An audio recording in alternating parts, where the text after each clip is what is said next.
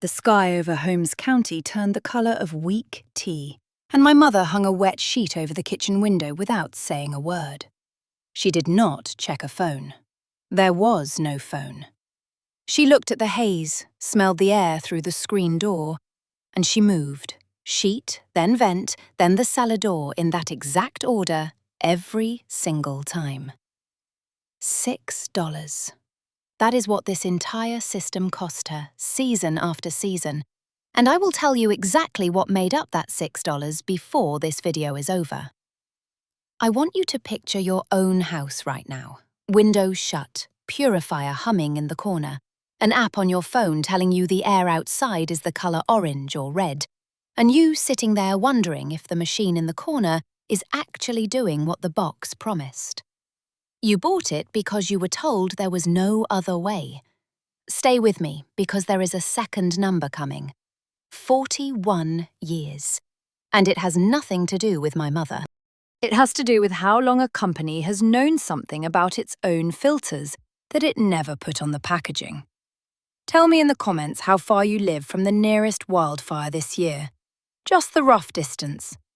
I read every one, and I have noticed something in the last 2 smoke seasons that I think you will notice too, once I say it out loud.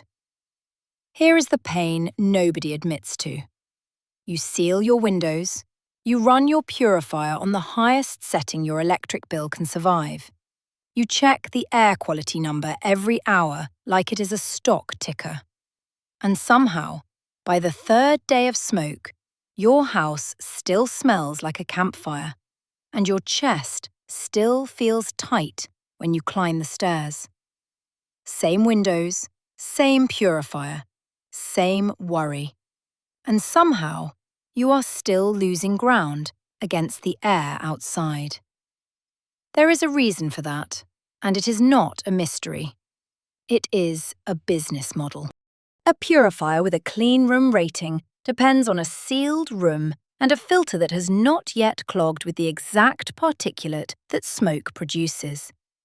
Smoke particulate is finer than most household filters were designed for, back when this technology became standard in 1998. Manufacturers know this.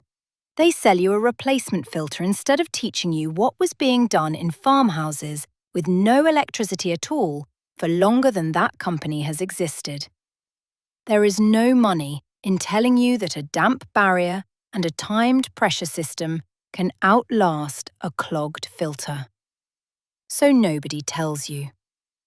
I want to be honest with you about something before I go further.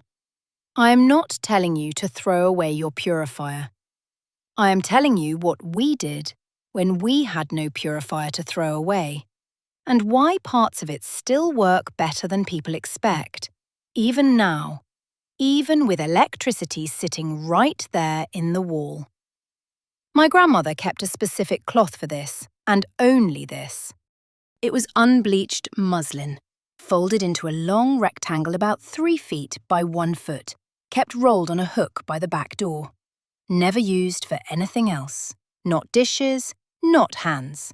Only smoke and dust. She would wet it under the pump, wring it until it stopped dripping but stayed cool against her wrist, and lay it across the bottom gap of the door, where outside air pushes in hardest. I drove out to see a version of that same setup 2 years ago, at a farm not far from where I grew up, kept by a woman named Ruth, who still does this every single fire season. I stood in her kitchen and counted the places she had sealed with damp cloth, and stopped counting after 7, because by then I understood the principle was not the cloth. It was where she chose to put it. Here is where it gets interesting. The reason a damp cloth works at all against smoke has a real, ordinary explanation, and chemists have a term for it: hygroscopic particulate capture. But thirsty is the right word. Fine smoke particles are drawn toward moisture, the same way dust is drawn toward a wet finger you run along a shelf. A dry barrier blocks airflow. A damp barrier blocks airflow and pulls the particulate out of whatever air does slip through. That is the whole mechanism. It is not folklore.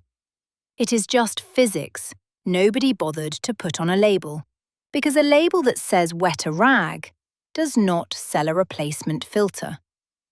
Now let me walk you through the actual system, because there is more to it than one damp cloth on one door, and the order matters as much as the materials. First, you identify your pressure points before the smoke ever arrives. Every house has 2 or 3 places where outside air pushes in hardest. Usually the gap under an exterior door, an old window frame that was never resealed, and a dryer vent or bathroom fan duct that connects straight to the outside. We check these every spring, not during a fire, by holding a lit candle near each suspect spot on a windy day and watching which way the flame bent. The flame bending inward means outside air is winning that fight already, smoke or no smoke. Second, you prepare your cloths before you need them, not during. Unbleached muslin or any tightly woven cotton cut into strips roughly 4 feet long and 8 inches wide. Enough for every pressure point plus 2 spares. Keep them dry and folded in a drawer near your water source, so wetting them takes seconds, not minutes, because by the time smoke smell reaches your kitchen, minutes matter. Third, when the smoke comes, you wet each cloth, wring it firmly, and lay it directly across the identified pressure point, pressed into the gap, not just draped near it. Door gaps get a cloth folded lengthwise and pushed snug against the threshold. Window frames get a cloth tucked into the sash track itself, not just laid on the sill. Vents get covered entirely, cloth held in place with a heavy book or a brick. Anything with enough weight to keep it sealed against air movement. Fourth, and this is the part most people skip, you manage timed ventilation instead of total sealing. A house sealed completely for 3 or 4 days builds up its own stale air, its own moisture problems, its own carbon dioxide from breathing in a closed space. We opened the house for 15 to 20 minutes in the early morning, before sunrise, when smoke from a distant fire tends to lift slightly with the cooling night air, and resealed before the day's heat pulled it back down low. This single timing habit did more for breathable air inside our house than any single cloth ever did alone. I made every mistake in this system myself before I understood what was wrong, and I want to walk through those mistakes plainly, because you are about to make at least one of them if you try this without hearing this part first. I used cloths that were too thin the first 2 times. Cotton so loosely woven that smoke particulate passed straight through even when it was soaked. Thicker, tighter weave matters more than people expect. I let cloths dry out and forgot to re-wet them, which meant for hours I had a dry barrier doing half the job while believing it was still doing the full job. I sealed every gap in the house at once and trapped stale air for 2 full days before I understood that timed ventilation was not optional. It was the other half of the system, not an afterthought. And I ignored the dryer vent for an entire fire season because it never occurred to me that a straight metal tube to the outside world was the single largest unguarded opening in the whole house. That one mistake undid almost everything else I was doing correctly. There is a 5th piece to this that almost nobody asks about, and it is the one that made the biggest difference to how the house actually felt to breathe in, not just how it measured on any meter. Damp air carries heat and particulate differently than dry air, and a house sealed against smoke for days at a time gets stuffy in a way that has nothing to do with particulate and everything to do with simply being closed up tight. We kept a shallow basin of water near the wood stove, not boiling, just sitting, letting it evaporate slowly into the room. It sounds like a small thing. It changed how every single person in that kitchen breathed by the second day of a smoke event. Because dry, stale, sealed air feels worse in the lungs than air that still has some moisture moving through it, even when both are equally free of smoke. We also paid close attention to which rooms we actually used during a heavy smoke day, and we did not try to keep the whole house sealed and breathable at the same level. One room, usually the kitchen because it had the wood stove and the fewest exterior walls, became what I would now call a clean room, though nobody used that phrase at the time. Every pressure point in that one room got the full treatment: cloth, timing, the water basin, while the rest of the house got a lighter version, mostly just the door and window seals, because we were not trying to make every square foot of a farmhouse equally breathable. We were trying to make one room genuinely good and let the rest of the house be merely adequate. People trying to seal an entire house equally usually end up doing none of it particularly well, because the effort gets spread too thin across too many gaps at once. Cloth dries faster than people expect, especially near a wood stove or in a dry, smoky wind. And a cloth that still looks damp to the touch can already be losing most of its capturability without you noticing. We re-wet on a schedule, not by feel, roughly every 2 to 3 hours during the heaviest part of a smoke day, more often if the wind outside was strong enough to dry laundry on a line quickly, because that same wind dries a door seal just as fast as it dries a shirt. There is also the matter of what you do at night, when nobody is awake to re-wet a cloth or watch a candle flame. We learned, slowly and through trial, to layer 2 cloths at the worst pressure points before bed instead of 1, because a double layer holds moisture roughly twice as long without attention, and that was usually enough to carry a sealed room through 6 or 7 hours of sleep without anyone needing to get up. It is not a perfect solution. It is a workable one, which, in a system with no electricity and no monitoring app, is usually the most honest promise you can make. If you are the kind of person who would rather understand a system than just buy a box and trust it, you already know what to do next. And I think you already clicked something to get here, so I will not insult you by explaining it twice. Come back though, because next time I am going through what we did for water that tasted like the well itself had turned against us, and that loop will not close itself.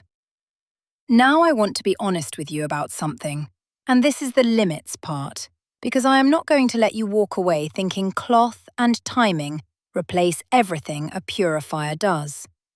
This system is for short to moderate smoke events, the kind that lasts a few days to a couple of weeks, in a house with reasonably tight construction to begin with. It is for people who want a free or nearly free first line of defense, or a backup when a purifier filter clogs faster than a store can restock it. It is not for someone with a serious respiratory condition who has been told by a physician that filtered, monitored indoor air is medically necessary. It is not a substitute for evacuation when an air quality warning crosses into the hazardous range for an extended period. Anyone who tells you a damp rag replaces medical-grade filtration for a vulnerable person is selling you something, and it is not honesty. There is a principle underneath all of this, and it is bigger than smoke season. There is good money in selling a household a machine it must keep feeding. Filters, subscriptions, replacement parts, an app that tells you the air is bad, as if you could not already smell it yourself. There is no money in teaching a household to read its own walls, its own gaps, its own air, and manage what comes in and goes out with cloth, water, and timing. Nobody can sell you a monthly bill for a wet rag and an open eye on the sunrise. That is precisely why almost nobody teaches it anymore. Not because the knowledge failed, because there was never a profit margin attached to it. This weekend, while the air is still relatively clear where you are, go find your own pressure points. Candle, still air, every exterior gap in your house. Come back and tell me what you found. And tell me which gap surprised you most, because mine was never the windows. It was always the vents nobody thinks to check. Type the word draft in the comments if you found a gap in your own house that you never knew was there before today. I told you at the start that I would close 2 loops before I let you go. So here they are. The $6 I mentioned was muslin cloth, bought once a year, enough for an entire smoke season across every pressure point in the house, plus a spare roll for the following year if nothing tore. That is the whole cost. Not a filter, not a subscription, not an app. $6, once a year, and a candle we already owned for other reasons. And the 41 years. That is roughly how long the major filtration companies have used the same basic mesh design in consumer purifiers, while marketing each new model as if the core technology had changed, when in most cases, only the casing and the price did. We didn't call it a method, it was just how it was done. Waste nothing. Seal what needs sealing, and let the rest breathe when the air finally allows it.